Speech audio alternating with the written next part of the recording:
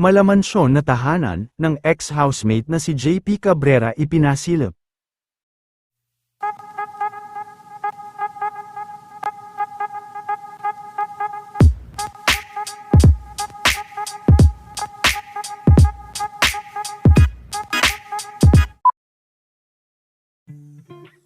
Marami nga ang talagang nagulat sa pagbabahagi ng PBB ex-housemate na si Mr. JP Cabrera ng tahanan nito, kung saan ay ipinasilip din ni JP ang malamansyon nitong tahanan at mga mamahaling mga sasakyan.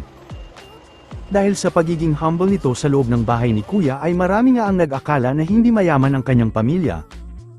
Ngunit kabaliktaran pala ito dahil sa bukod sa napakalaking bahay ay may resort din ang kanyang ama. Itignan natin kung anong itsura nung ano. Nandito po si JP.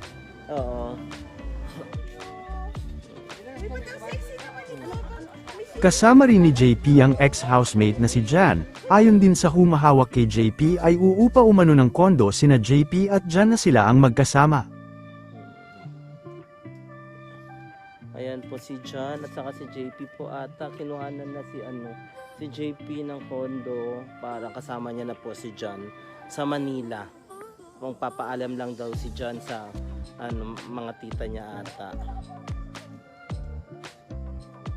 Opo, ay sabi naman ni JP lang sila ayan.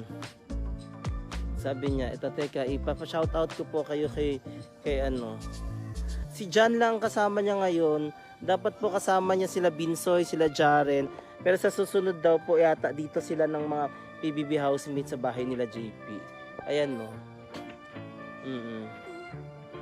Ano mo po si Jepoy? Ako po ang kanyang dakilang alalay ang tito niya. Opo. Sobrang down to earth po niya. So,